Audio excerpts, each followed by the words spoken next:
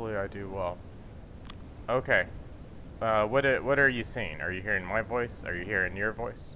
You'll have to talk, and there's like a 4 or 5 second delay. Hey there. So you can hear me, right? I can't hear anything. Let's see. Oh wait, now maybe. Okay. Can you hear stuff? Oh, Can you hear the game? Can you yep. I can see it. can you hear our voices? Are you getting freaked out by the echo yet? Yeah, I turned off the. I muted it on the screen. But you heard my voice, your voice, and the game, right? Mhm. Okay, cool. Let me double That's check. all right. So my Yep. voice, your voice, everything, everything. All right, good. Yep. Cool. Everything's there. All right, so I will start playing Dark Souls once I situate the chat real quick. Hey, you're fun. Awesome. Uh,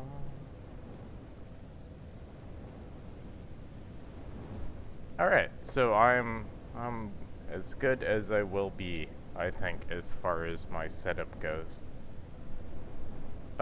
So where this is not so much part of the show, but just a few minutes before that we're going to warm up, and I'm going to talk about what I'm doing in Dark Souls. Oh, was I muted? Did you? I think I might have muted myself to cough, and then I forgot to unmute it. So anyway, this is not really part of the show. I'm just going to warm up.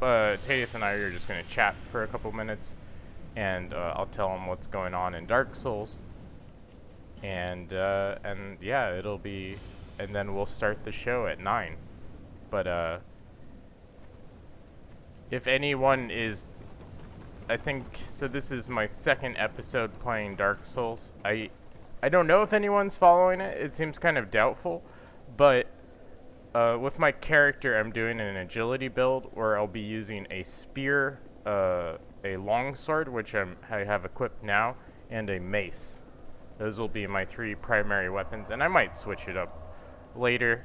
But for now, that is the style I'm going for, because those 3 weapons give you an incredible versatility as far as the enemies that you will face.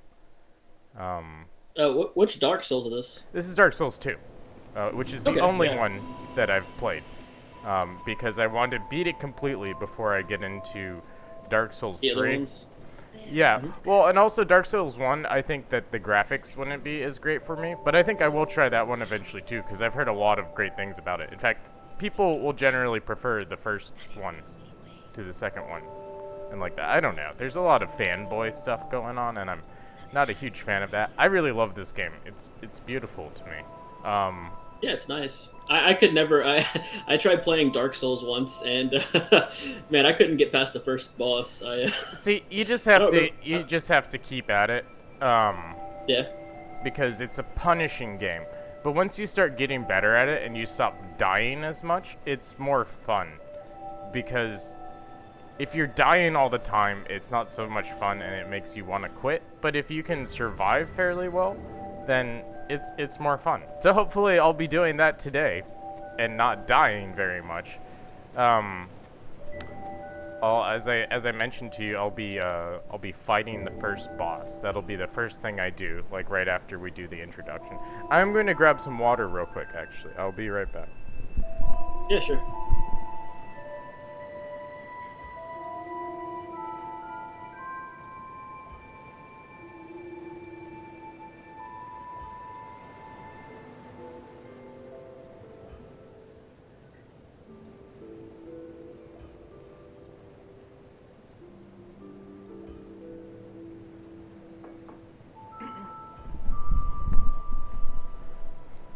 So, Tadius, check this out. So this place is the hub, like where you level up. You level up by talking to this woman.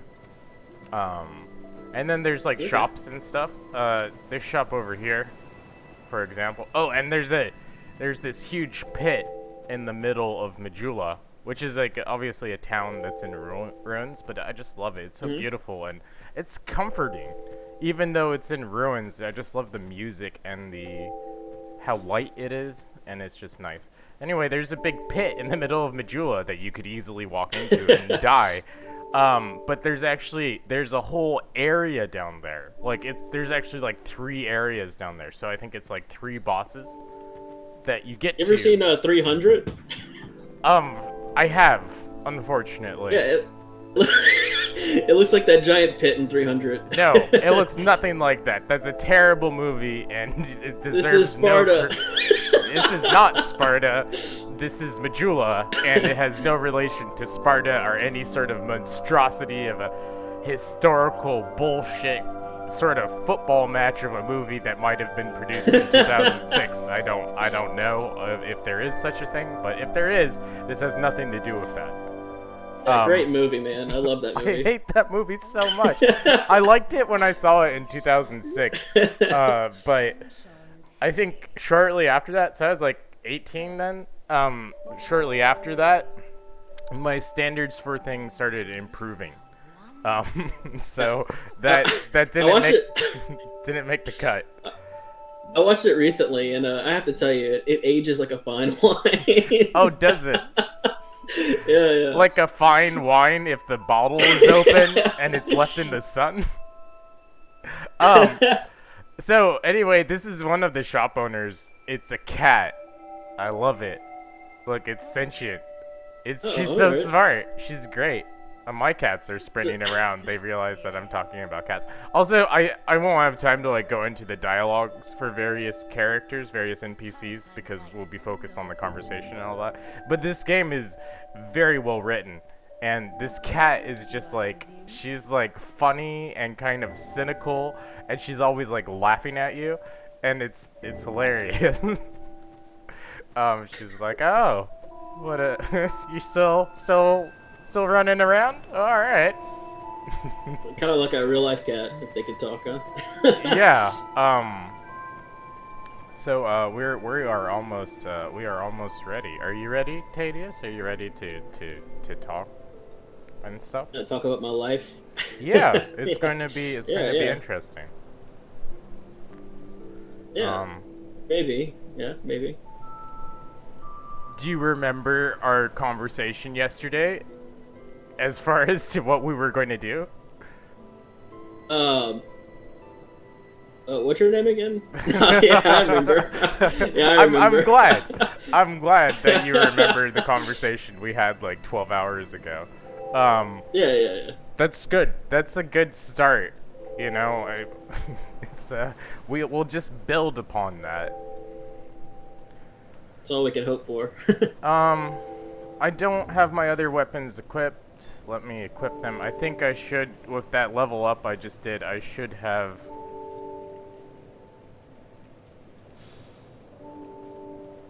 And I want to use the standard spear instead of these wing spears. Because the wing spear has a bit more range, it's a bit longer of a spear.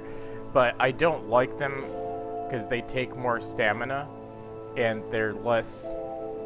The extra range is not worth the more stamina that it takes to use them, and they're just not as useful as the regular length spear. Oh, okay. Let's see. I don't have any rings yet, but I will get one. There's one that I'll get right away after the first boss. So this is the spear right here. Look at this. You can use it to stab things. This is the long sword, or an arming sword, I believe is another name for this style. So this is good for like What's that? Oh, it's like the spears in Sparta, right? It's nothing like that. Actually, I Sparta as the historical Sparta. That's I don't think it was as great as a lot of people have said that it is, because it had a lot of bad things to their society. But also, it's way better than the movie 300. Yeah, movie was great. The movie was absolute trash. Oh, okay. So hey, it's 9 o'clock. Let me clear my throat. So hey everybody, this is episode 5 of DWACAAM, which stands for Duck with a Controller and a Microphone. So it is 9 o'clock in Los Angeles, and it is where I live, where I, Socratic Duck, live. I don't live in Los Angeles. I live in California, and it is 11 o'clock in Louisiana, where my guest star Tatius lives. Is that right? Hey. Is that what time it is in Louisiana? Yeah, it shows 11 a.m. Yeah. Wow, I got it right.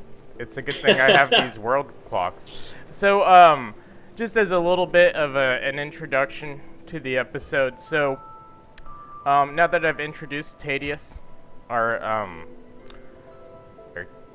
Tatius, or Tetanus, however you want to pronounce it, I'd also like to just tell the audience that at the end of the episode, so in about 50 minutes, about 10 to 15 minutes from the end of the episode, I'm going to be doing a portion where I ask the audience for input. Like if you want to ask either of us a question or you have a topic for us to talk about, and then I'll pick one from amongst the chat.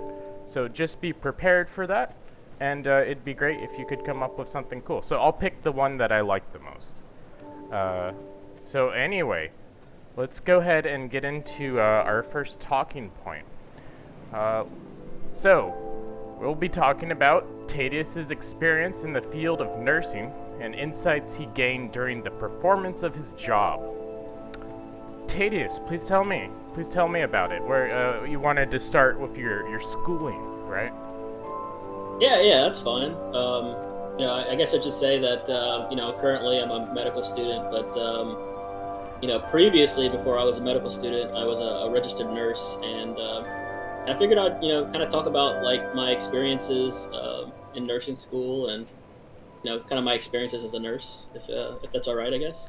I suppose. I mean, we did agree on this beforehand, Yeah, so we I sure guess did. that still stands. Let's go for it. Yep. Yeah. So nursing school. I guess I'll start with that, and that was a lot of fun. A lot of crazy stuff happened in nursing school. For I guess I example, should say. Yeah. So I guess what I would say is like before nursing school, you had to have like 2 years of prerequisites. So I had to take like some classes, a lot with like science and stuff like that, and then you take like this thing called the HESI exam or whatever, or at least most schools do, and then you're allowed to get into the nursing school. But there's like this. I don't know, like this kind of like hard amount of prerequisites to get in. So you have to have like a higher than a 3.2, I think it was, GPA or something like that. so they can so they can filter out the stupid ones. Yeah. Somehow I was able to get through, but it was kind of rigorous. Like, and even if like you had like the minimum GPA requirements, they only let in like 100 students. So in a lot of ways, I mean, it was pretty stringent. I don't know if all nursing schools do it like this, but that was kind of my experience in nursing school. And so once you kind of get in, which I somehow was able to pass through the filter, I guess. Then you take your actual nursing classes, which them themselves, like they have like a higher bar that's set for testing, right? So, anyways, I don't want to go on and on about how the prerequisites for nursing were, but there was there was a lot of funny teachers there. A lot of them I really liked, but I guess this one I have to talk about the most. She was a German lady, and her name was Neuhausel. I see. Or it's like I suppose it's a German. I see you're fighting a boss there. Oh yeah, I suppose it's no a big deal. But Neuhausel. So she was like this German teacher who was like I don't know. I think saying strict would be like putting it mildly. But she had like 30 degrees and like nursing degrees and like licensures and stuff like that. And she would always like write them at the end of every paper. So She would write her degrees, like just, hey guys, guess what? I have degrees. Did you guys not have degrees? Yeah, well, like they have this in like the medical professions in general. Like whenever I was finished with my nursing career, I had three titles. I had registered nurse, so that'd be RN, and then BSN, which is Bachelor's of Science in Nursing, and then CEN, and then I had a few like other like little things like TNCC, and which is like trauma nursing core curriculum, and CEN was like certified emergency room nurse. But the thing is that whenever I would sign my name, I would just sign like Kevin, Tatius RN. You can And say your real first name. I mean, I don't all right. necessarily need your social on the show, but your Oh, you real don't need the first name. social? It's okay. You can say that it's Kevin. It's all right. All I right, all think right. that the Yeah, audience yeah, can handle it. So yeah, yeah. sorry. So Yeah, continue. you're fine. Yeah, so I would just say Kevin RN, and sometimes I put BSN, like if I was like in kind of like a more academic setting. But I would hardly ever use, Kevin RN, BSN, CEN, TNCC, whatever. Yeah, just list all you know. your accomplishments in the academic field to put others in their place. Yeah. Well, she Right. would, I if she wanted also us had to. uh, I also had a professor like that in my college days. Yeah, she would put like I have them written down here. ED, education doctorate, MSN, BSN, CNS, which is like clinical nurse specialist, FNP, FAANP, FNAP, and then LGMCBORSF. So she would literally write that at the end of everything that she Well, would do. hopefully she was copying and pasting it. Um, Uh, so, but anyway, what were so as far as school goes, like, what would you do in nursing school? Like, are we can still talk a little bit about nursing school. I think we're fine as far as our stringent time schedule goes. Um, yeah, yeah, sure. so what'd you Yeah, do in nursing school? Like, you would actually do like nursing stuff, right? yeah, yeah. It was more based on like we had like an education portion, and then after the education portion, we would kind of do like physical things, like we would do like sterile technique, where we put on like gloves a certain sterile way, insertion of Foley catheters. Every male's nightmare, if that makes sense. No, And then please I had a elaborate. I job. don't understand. Why is that bad? Oh, No, really? I'm just kidding. Please Oh, don't yeah. That's elaborate. Please Yeah, yeah. continue. So you take a tube. Um, Yeah, yeah. um, No, no. But yeah, well, I was in nursing school. I also had a job, kind of in an emergency room, where I kind of like, kind of fell in love in emergency medicine. I But see. yeah, Was it a yeah, slow nursing school was fall? fine. Was Mhm. it a slow fall or just an instantaneous like, oh wow, I love this. Well, it was kind of a slow fall, I I guess. see. At first, I was kind of like nervous, right? Because you're Well, seeing all because these. people are like bleeding around you. Yeah, Well, yeah. You don't really think that you can do these kind of things whenever you first jump into them, but then after a while, it's like, oh, okay, this isn't too bad. Right. But no, I had a lot of fun in nursing school. Night Hazel would try to fail people and stuff like that, but otherwise, nursing school was kind of difficult. But I really, I really liked kind of doing the kind of like learning how to do like the physical techniques and starting IVs, doing Foley catheters. That was a lot of fun. Um, I was Nice. really good at NG tubes, where you put tubes in noses. Nice. but yeah, whenever I was in nursing school, like I said, I worked in an emergency room, and I would kind of do a lot of things that I would learn in school in the real life. And so later, whenever I graduated from nursing, I was kind of more prepared because I had done a lot of the things and I've seen a lot of things that a lot of people, really didn't do in nursing school. Like they would teach you how to do an IV, and that'd be it until you start nursing, which is kind of scary, I would think, right? Right. No, you do. Um, I think the better prepared you are for what what nursing is before you start nursing, that's the best way to go about it. I think. I mean, yeah, just yeah, I and would mhm. optimally, I'd rather people know a little bit about what they're doing before they try to start doing it, especially when it concerns human lives. Although I'm sure, like, at the beginning, they're like, oh, just here, just watch us real quick, you know, and then. So what? Yeah, definitely. What happened after nursing school? What was the next step? Yeah, after nursing school, I then was kind of like you're a brand new nurse, right? And man, you don't really want brand new nurses, just taking care of patients. So you'll have like a preceptor, and Ooh, and they'll fancy. kind of like watch you. That's a fancy Yeah. word. Whoa, the preceptor. Yeah, yeah, and I kind of knew mine because, like, I was working in the same emergency room that I ended up, going into, and that's kind of unusual for a new graduate to kind of start in the emergency room. But since I'd worked there, they let me do that. Nice. So I had this preceptor named Chris, and man, he's great. He's like a big burly guy, redhead, and he always looked like he was too big for his clothes, But here's a fun story with me. Starting IVs is always a fun topic to talk about, right? Which is like where you put a needle in the vein, right? Yes. And yeah, and they called me. I got the nickname K Murder, right? Whenever I was in nursing school, Chris gave it to me, so he called me K Murder. And the reason why is because the first time I tried starting an IV, after I put the needle in, like I did everything right, but I put the needle in and then I didn't occlude the vein, so the blood just like kind of went all over the floor. So you did not in fact do everything right. Yeah, I did almost everything right except for But occlude the vein. not enough of the things to avoid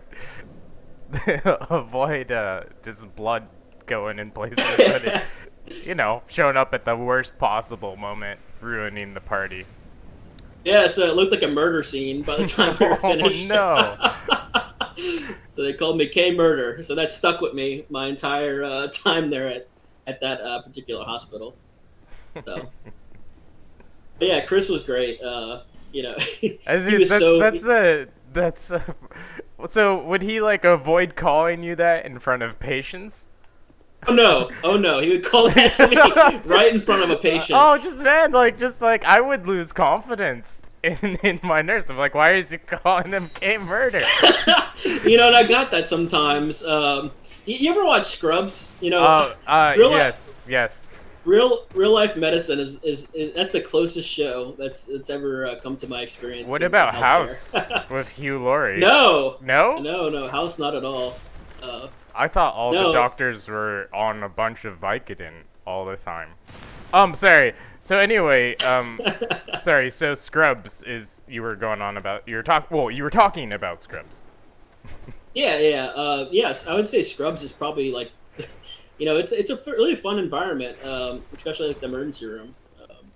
Chris was great. He was kind of like my preceptor. He was kind of like my older brother. We would goof around a lot, and all the hospitals that I went to afterwards too. It's always been similar to Scrubs in my experience. I see. We always have a fun time. So yeah, and taking care of patients in the emergency room itself was a lot like waiting tables. I used to be a waiter as well, and I'd always be bouncing back and forth from one hospital room to the other, and I never really heard that comparison made anywhere, and it's pretty strong. I haven't either. Would you say that being a waiter helped prepare you for the sort of multitasking that you had Absolutely. to do? Nice. Absolutely, yeah. It's actually very similar. You go to one room or one table, and then you would people get really pissed off if you fuck things up. Yeah, you wouldn't imagine. Yeah, you'd think they would be cooler about the whole IV thing. Yeah, and even like the patient satisfaction is like a thing that they'd always talk about in the hospitals. I can't stress that enough. Oh boy, and it was just similar to like the restaurant experience. The customer's always right. The patient's always right. Even if they're an idiot. Yeah, which never happens, right? Yeah, I don't think it was. I think that's a relatively recent development in the medical field, as far as, like, respecting or pushing more towards like respecting patients I think that was Yeah, not I think. always the case. At least in my experiences with like doctors, I've had some doctors I did not care for, to Yeah, to put it lightly. yeah, it's certainly become more prevalent. They're kind of pushing for that, which I mean, it's good in a lot of ways, but in some ways they kind of overdo it. I think. Yeah, you can overdo a thing like that, but I think it is important that like doctors not come off as elitist, because that's Mhm. really alienating. And also, I really don't like elitism in the world. I don't think it should exist. I think just because you might be more intelligent than somebody or have more money than them, that really means nothing. Um, That's true. and you should And respect I feel like. everybody. Sorry, go ahead. Oh yeah, you're fine. I was just gonna say that I feel like I'm in medical school now, and like I kind of have been talking to more younger doctors, and I feel like the younger generation of doctors have been a lot less elitist. I think they've been pushing that Well, more. I think as far as millennials go, uh oh, Hmm. I missed. Yes, I'm fine. Sorry. No problem. Millennials in general, at least, so that's my generation. I'm one of the oldest of the millennials. I'm 33. Hmm. Have really started like changing how different positions within society are respected, and I think that's true for doctors as well, because there's more of a realization that intelligent people can do a lot of things. You're not. I mean, like, many people could be a doctor, right? But just only some people are able to get through the schooling because of just, their life, having to work, to eat, and all that, and not Hmm. being able to afford medical school, and then other reasons. Um, Yeah, I mean, certainly if I could, get in, anybody could. you know. So yeah, I would agree with that, and I certainly would say that the younger doctors that I've met, or especially like the hospitals that have been like kind of not the big hospitals, they've been a lot better with the physicians. Um, so but yeah, certainly nursing was a lot of fun. The emergency room was fun. It was a fast-paced environment, and yeah, I really liked it. nice. You know. I remember there was this one patient that I had. He was, we will have like a psych patient, right? Like I would see psych patients, and you'd see like, abdominal complaints, and then every once in a while you'd see a trauma or something like that. And you see like this patient that comes in for like a psych problem, and he's like, okay, he's kind of normalish, and so you leave him in a room, and you think he's fine. You're like, hey, give me a urine sample, things like that. And We'll he's check not you out. fine. Sorry. Yeah, no, he's not fine at all. He's not fine at all. Yeah, this particular patient that I'm thinking about was, yeah, he was naked in the hall. Oh, like he's wow. like talking. Yeah, he's talking to you normally, and then next thing you see him like. Well, actually, I don't see him. Chris sees him, my preceptor, right? So like, again, he's like my dad of the hospital, right? So he's So like, he's hey, keeping Kevin. an eye on the psych evaluation patients just to like make sure. Sorry. Yeah, I So mean, he so wasn't my so preceptor. so He what wasn't my Chris? preceptor. What happened He when? wasn't my pre. Sorry. Oh, Go you're fine. Yeah, he wasn't my preceptor at this time, but yeah, he's like, "Hey, Kevin, you have that patient in 28, right?" And I'm like, "Yeah." He's like, "Yeah, well, he's he's actually near room 3, and he's completely naked, and he's peeing on the floor." Did he just kind of like let you know? He's like, oh, I thought it might Yeah. interest you that the Yes. patient that you were tending to is actually he is naked and peeing on the floor. Hmm. Yeah, that's exactly how the conversation went. That's so hilarious. Was he laughing at you? Yeah. Like at first he was kind of like trying to hold back a laugh, right? And then you know, uh, What did you so yeah. learn? What did you learn from this, Tatius? Oh no! Oh Uh, damn! I forgot. There's a never mind. No, it's not important. I might die here though. But anyway, please continue. what did I learn from that? Yeah. I suppose that you really everyone's a psych patient until confirmed otherwise. Like you don't know how bad it's gonna be. You know, next thing you know, you're being written up for having your patient peeing down the hall. And nobody wants. But Oh wow, nobody wants. Nobody that wants particular that. thing. Yeah. Yeah, so that was a lot of fun. And then I had like catchphrases that I would make. Like this is at another hospital, but the other hospital is a bit bigger, so I would see mostly like critical care and trauma patients. And I had this one catchphrase that I would kind of say like, instead of saying something vulgar or something like that, I would just say like, "Oh man, that's a bunch of spaghetti," right? Uh, which was kind of a fun little phrase that I would say, like, instead of like, this is a bunch of BS or whatever, I would be like, yeah, there's a bunch of spaghetti, right?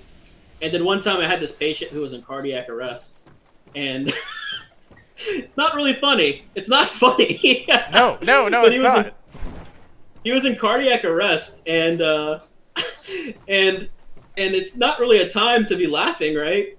But the doctor comes in and was like, hey, yeah, how are you feeling right now? We're about to bring you to the cath lab, which is where they kind of like, take the clot from the heart.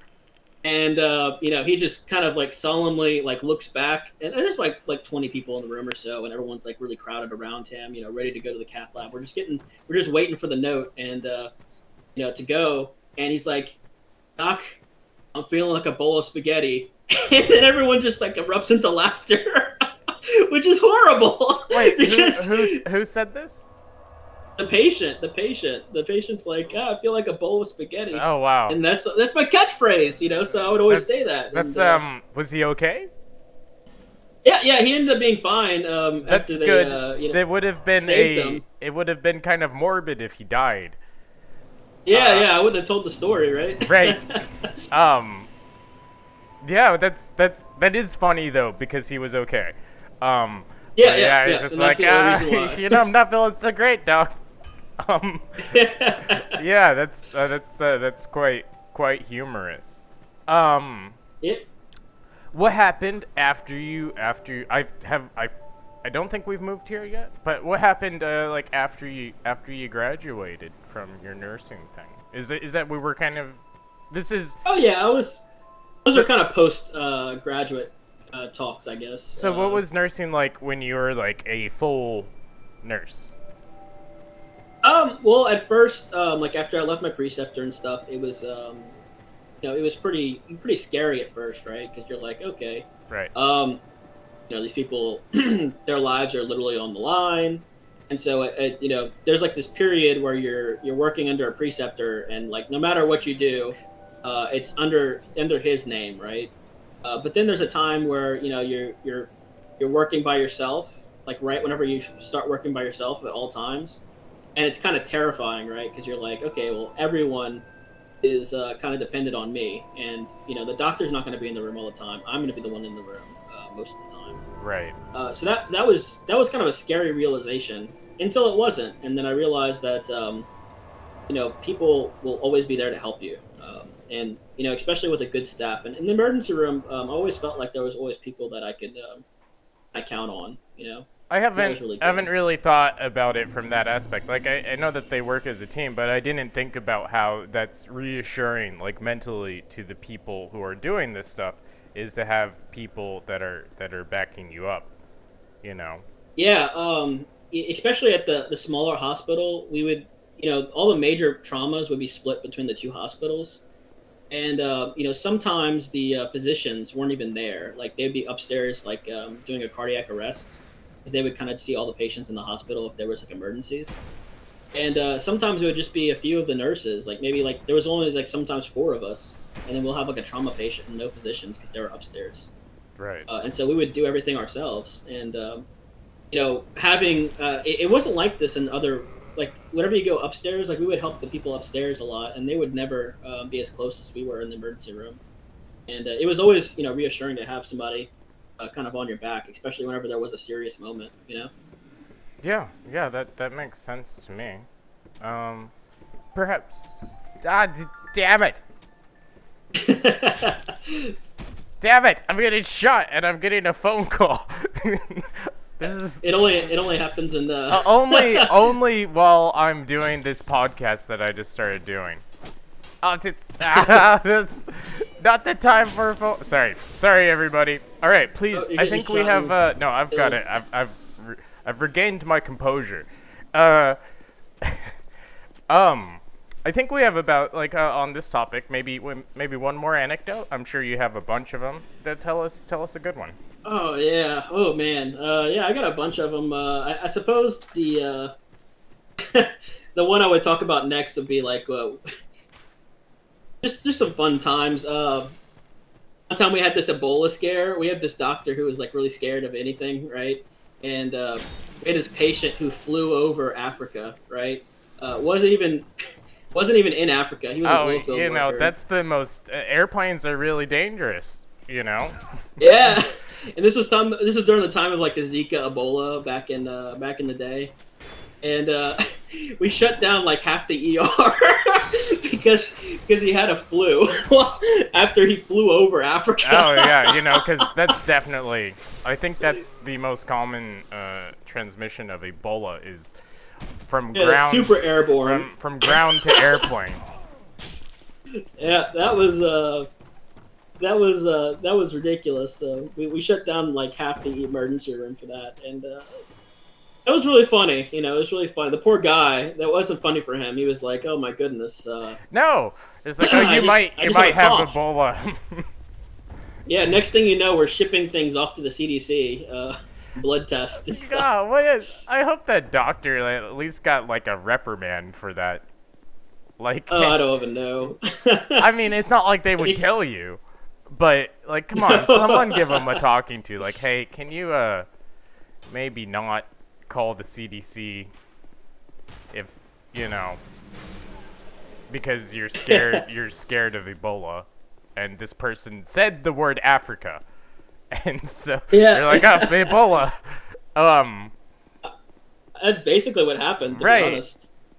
Well, I mean, Uh, so like do you know where the plane like took off from? Like, was it even in Africa? Let me see. It was let's see.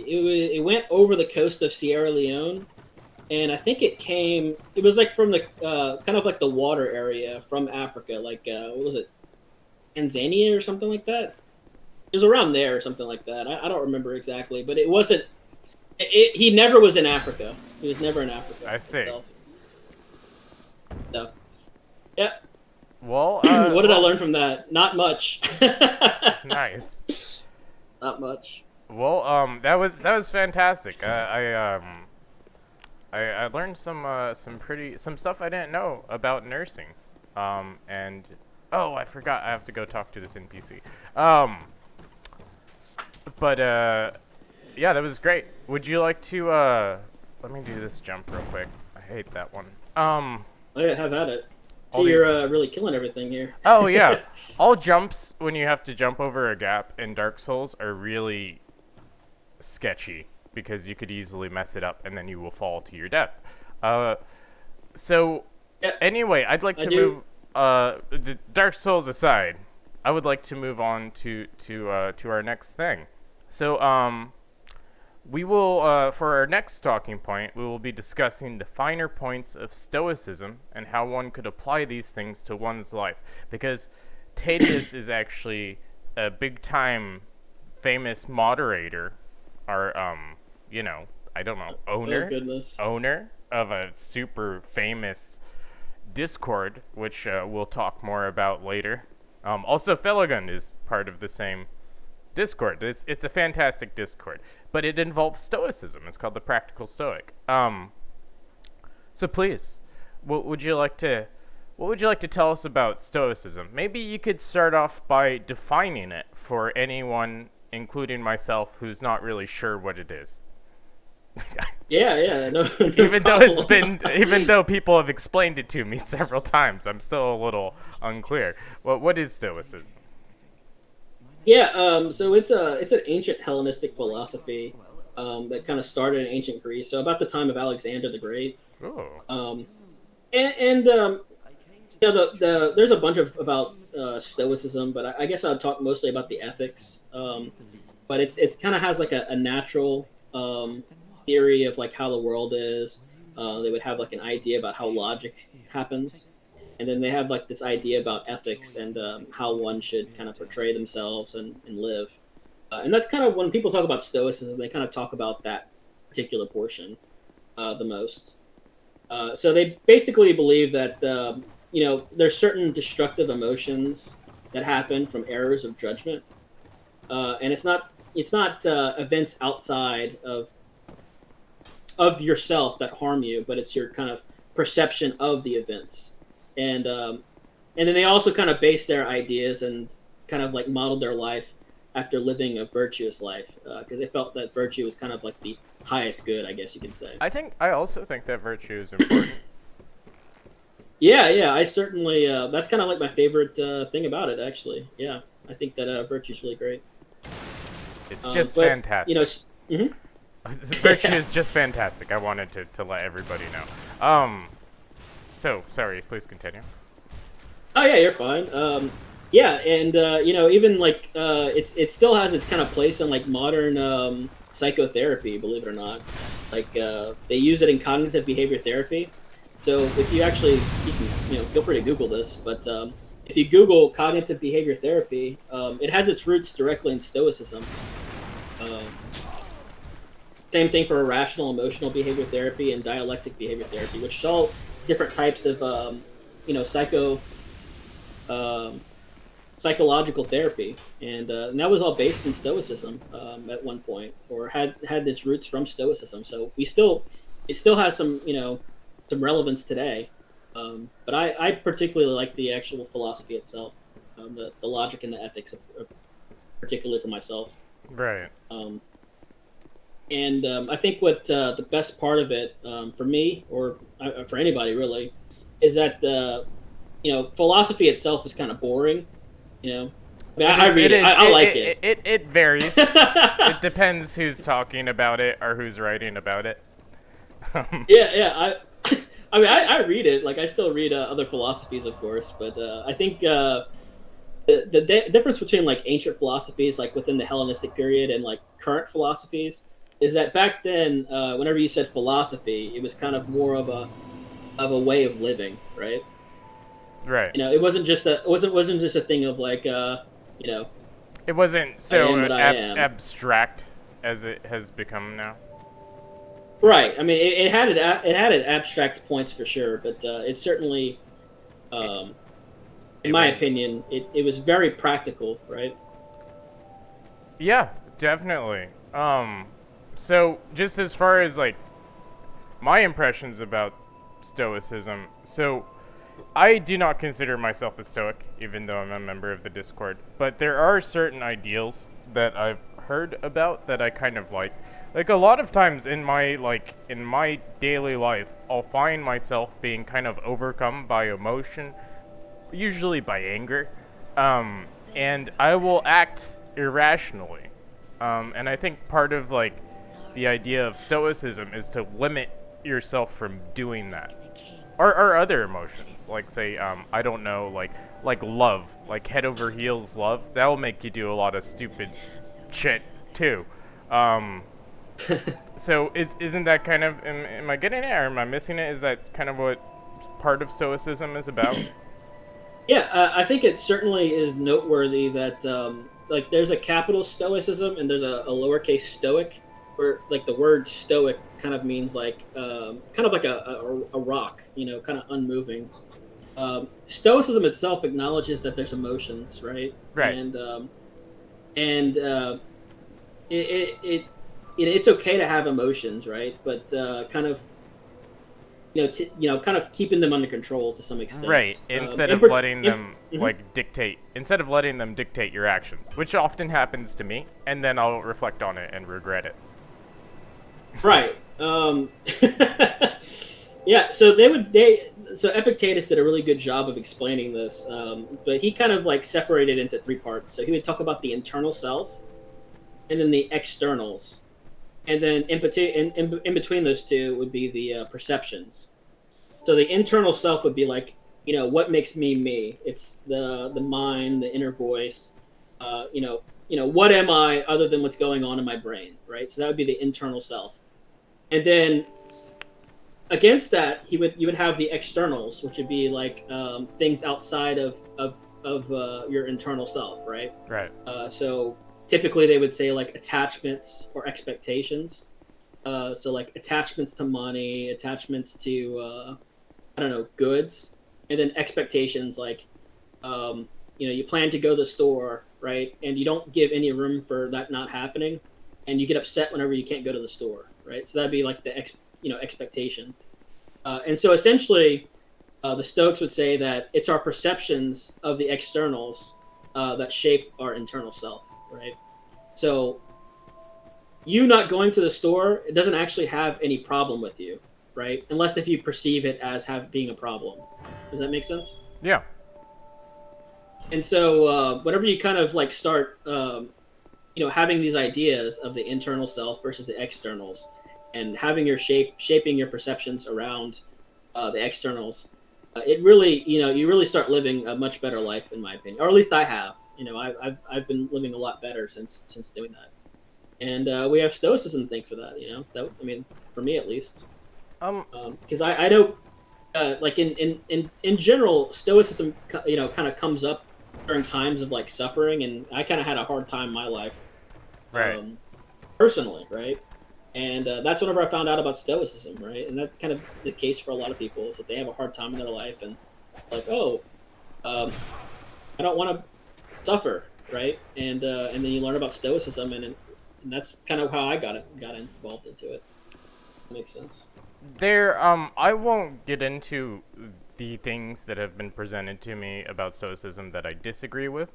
Um, Oh, feel free. well, no, I just don't want it to get. I don't really want to do debates on the show. I want to do more like just discussions, and not unless I really feel strongly about a point. Also, I don't know enough about stoicism to actually bring points against it. But though I disagree with some things. Mhm. There's a lot of ideals to it that I like removing that that influence, or trying to mitigate the influence that the externals have on you. Right. Um, that could be really good because people can be really cruel, you know, and Hmm. I mean, people can also be kind, but more oftentimes they're going to be indifferent or actually cruel. So it's good to kind of insulate yourself from that, I think. Uh, Yeah. Yeah. Epictetus, he made a good, kind of because people are gonna upset you, right, or kind of do bad things, and one thing that Epictetus would always say with that what upsets people is not the things themselves, but their judgment about these things. And a lot of people, whenever they're kind of doing a bad thing against us, it's you know they're only doing like either something in like self defense or what they think is good for themselves, and that's kind of always helped me out with that. so it's like, and also that sounds like if you were trying to practice stoicism, you would also move away from the victim mentality. Like, oh Yeah, wow, I'm a victim here, and other things are at fault. Which I think that's is correct. a lot of times that's not a constructive thing. I don't know that I can say that it's always bad, because there are victims to things. But a Hmm. lot of times people will play the victim when they shouldn't be. Like when it's really they could change their situation.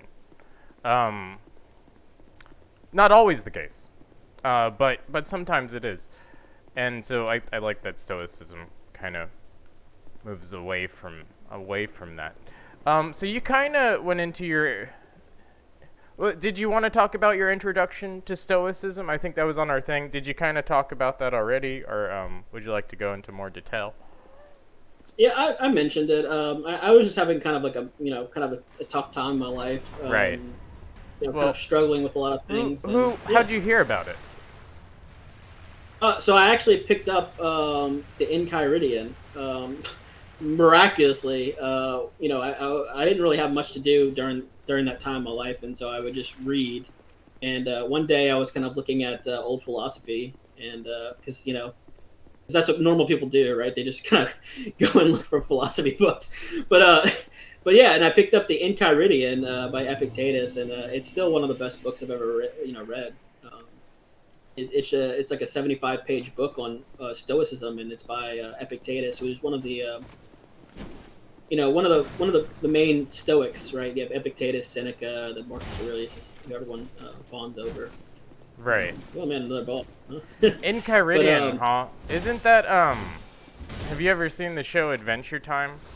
Not to just randomly bring up Adventure Time, but isn't that I think they like mention it like it's some sort of book. Some manual or something, right? Yeah, I think you're right.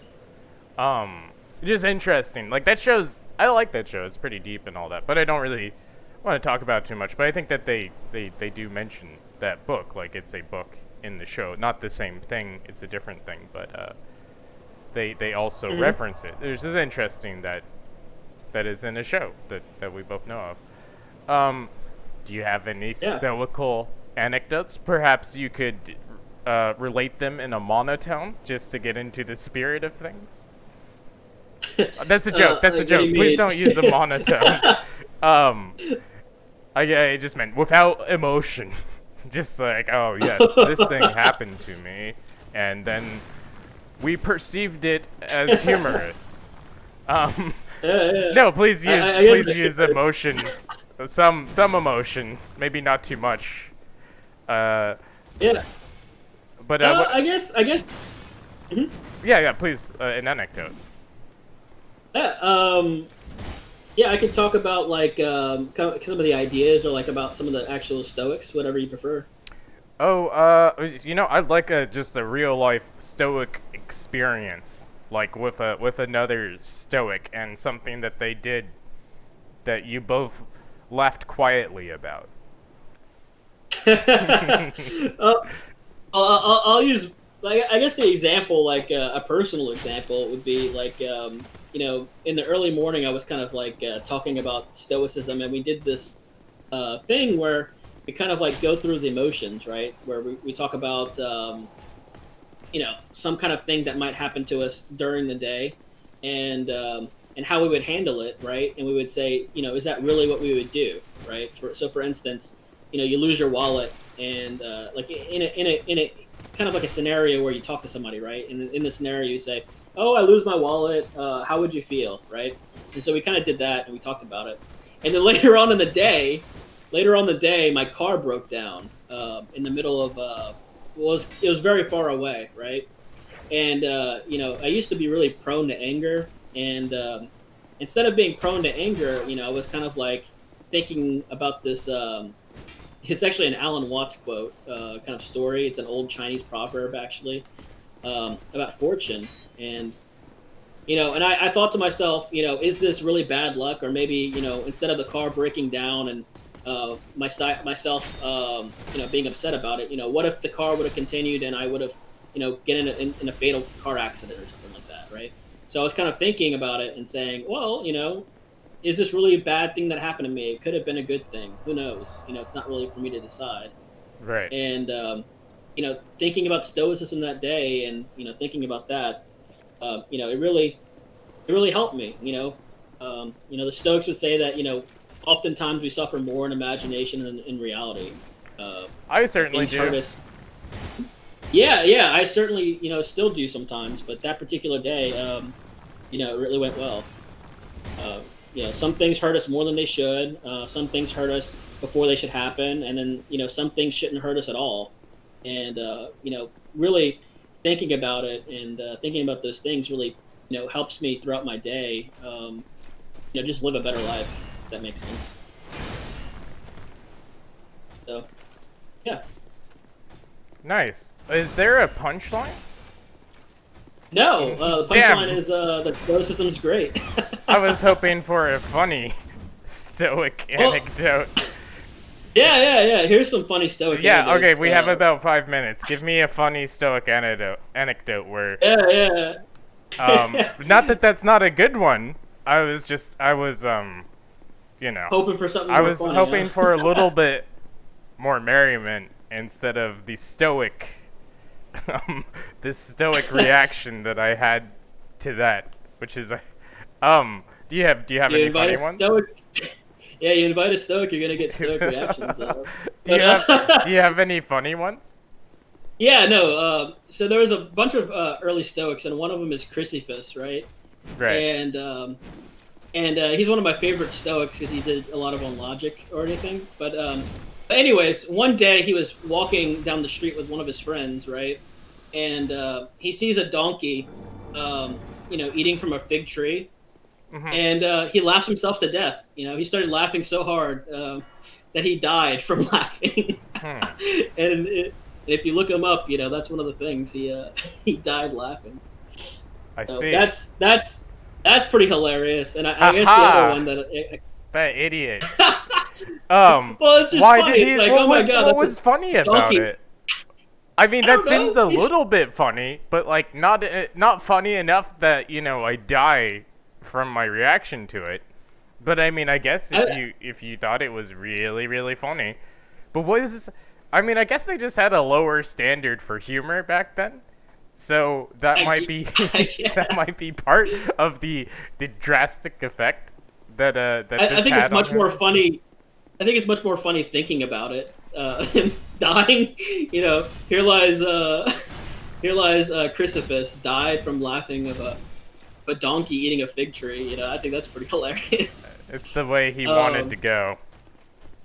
yeah. And I don't know. I'm trying to think of the other funny anecdote that I could think of off the top of my head.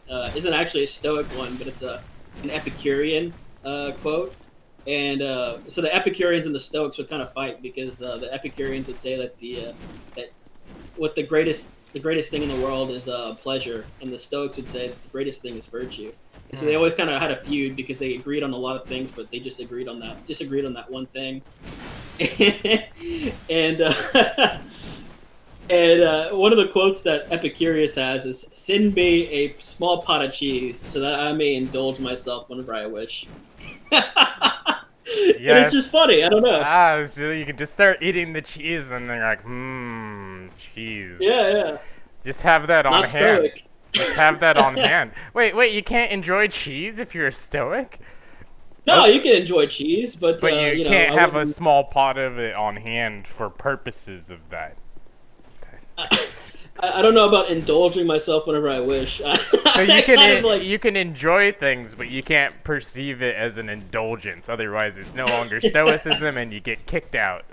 Um, Yeah, I mean, you have the four virtues, right? You have wisdom, justice, courage, and temperance. And for some reason, it doesn't sit well with the temperance, indulging on a pot of cheese all the time. yeah. But yeah, cheese See, is great. that's Cheese is an great. example of where I would differ because I think like indulgence in moderation is fine. Um, All right, all I right, think man. that you can that could benefit you as far as your happiness goes. But I'm definitely not an Epicurean either, because I'm sure there's a ton of things that I disagree with them as well. I tend to disagree with most people because that's just kind of how I am. So anyway, we Random are duck, huh? yeah. I just like, hey, why yeah, I just I ask them questions, and it usually pisses them off. But I'm not as cool as Socrates. But I would like to be. I aspire to that. I don't think I'll make it. Um. Thank you, thank you. I like to think that I'm cultured. Um. So, chat. We're 10 minutes out. Would you like to ask? Would you like to ask one of us a question, or maybe introduce a topic? I'd really like something light, like something funny, But we could go for, I think. So as an example, when I started doing this with Felogund, the topic was Pokemon, which was hilarious because it was so removed from the deep things that we were talking about before that. For the third episode, it was World War, or will China precipitate World War III, which is fine to talk about, but a little serious. And then the fourth one was food shortages versus food surpluses in the world, which was I didn't know anything about that, and neither did my guest Tatius. So that was fun to talk about. For it's okay, it's okay. Does anyone have any questions or topics? Anybody? Come on, give us something. Give me something to work with. Something great. Let's see. Anybody? Guys? Please. No, nobody. Oh man, I was really hoping. Favorite type? I don't know anything about this. I don't know about Eastern philosophy. I don't know about meme humor. Because I don't really look at many memes because I tend to isolate. Oh no, Cicada, why are you getting all philosophical? I don't know about these things. Tatius might. Okay, just like confused face. Like, what do you want from us? Um, Tadius, can you think of something? I don't feel confident about talking about any of these. We could probably do meme humor. You could talk about meme humor. You know about memes, right? Yeah, I mean, I would say I'm somewhat of a meme connoisseur, you know. Oh, lovely. uh, I used to make a lot of cynic and stoic memes. In fact, if you type in stoic memes, I probably made about half of them at one Nice. point. um, so I do like stoic meme humor, which is I guess that's probably the least funny of the humors, right? I don't know. It could be really funny. It depends where you go with it. What about other meme humor? Like, can you think of like genres of meme humor and what they might be called? Because I can't. I mean, I know that like I like the cat, like the sad looking cat. Like sometimes it looks like a potato, sometimes it looks like other things. That's pretty great. um,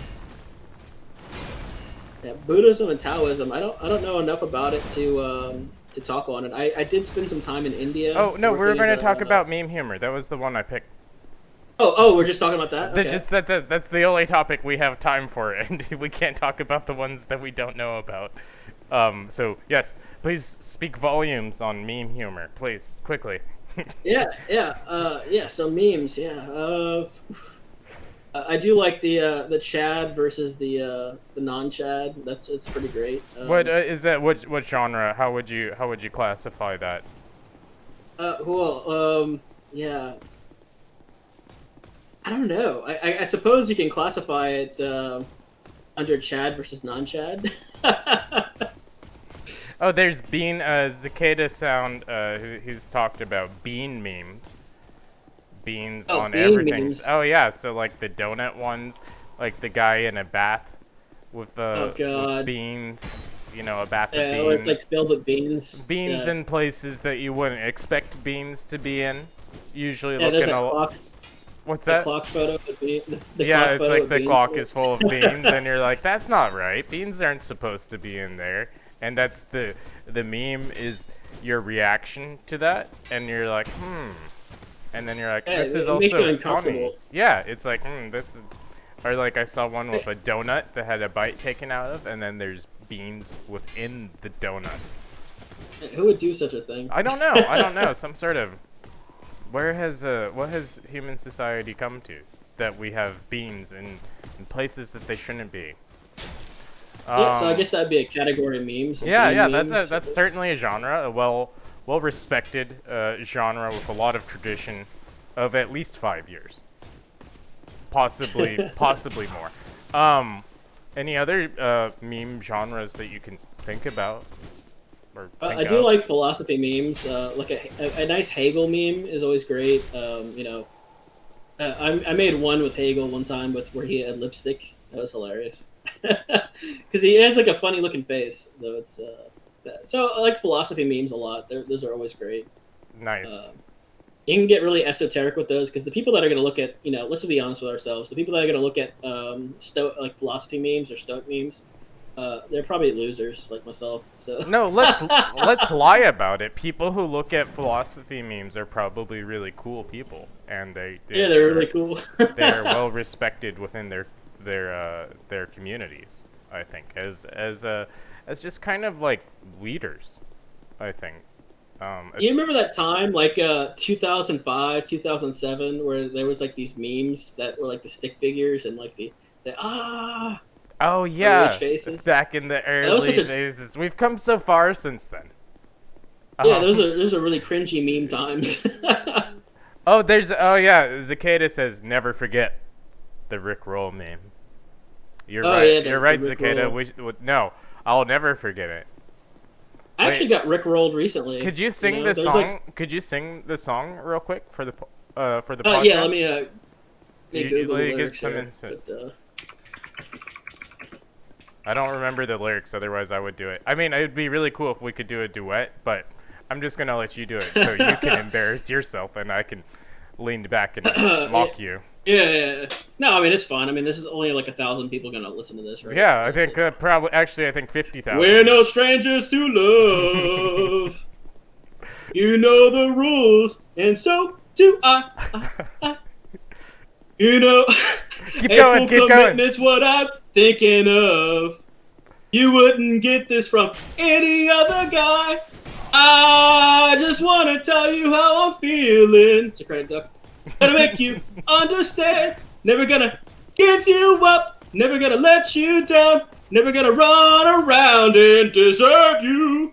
Never gonna make you cry. Never gonna say goodbye. Never gonna tell a lie and hurt you. Woo! I think yeah, that was beautiful. I No, I'm not. I'm crying. I'm crying. I'm sure. Tears are streaming down my face in rivulets of joy and emotion. Just that's oh wow. Thank you for I'm that. sure someone is probably like, "Oh, he's so flat. He's flat." No one would ever have any criticism for the way you sang that. It was beautiful. It was perfect. Stoic rickroll. He just rickrolled everyone. Yeah, I came that's here to what you listen to guys get. nursing. That you guys weren't expecting us to go there when we're like, oh, nursing, that's interesting. Oh, stoicism. Bam, Rickroll. You got rickrolled. Oh man. Yeah, well, I actually, this turned out, like, this was actually a really good topic, because I feel like Cicada helped us out, and he helped us remember the Rick Roll meme, which is, everyone should remember that. Well, Tatius, I think we've got, like, 2 minutes, so did you want to fill those 2 minutes in some fashion? Because, I mean, it would be unethical to end the stream early. Oh, I guess I could talk about some, like, random shit. So, I renamed the Discord. So, if you're a part of the Discord, then it's renamed now. So, you might have noticed that. Also, anyone who's listening who would like to join the Discord and perhaps be a guest in the future, I'm always looking for new guests. I really like talking to a lot of different types of people from, like, all over the world. And it's just really interesting to me, and I think it's also interesting to other people. So if you'd like to be a guest, please let me know in the section of the Discord that is for that. So the Discord link is right next to the channel description in about, and I'll be working on that channel description and also making the Discord link prettier, but it is there for anyone who would like to join. Also, this episode, I will be uploading it to YouTube, but that will probably take a couple hours to get from Twitch to YouTube. So yeah, that's the stuff I have. Oh yeah, Tatius, you're the owner of the Practical Stoic Discord, the famous Practical Yeah. Stoic. Could you go ahead and put a link to that in the chat? Real quick, just Sure. make sure it's a permanent one. But yeah, if you could Okay. just do that super quick, and then yeah, please. I'm also in Practical Stoic, but I'm just a person who sometimes pops in and either makes people laugh or makes them angry. Um, it it varies from person to person how they react to me. So yeah, I feel like this is a great show. And Yeah. did you do the link yet? Oh, I'm about to. I'm trying to find it actually. Please, sir. You I'm such need a just go to right click on your Discord, go to invite people, and then it'll generate a link. Then go to edit link, and then you can make it permanent and make it have it with unlimited uses as well. okay. Yeah, I got it here. I got it right here. Nice. Um.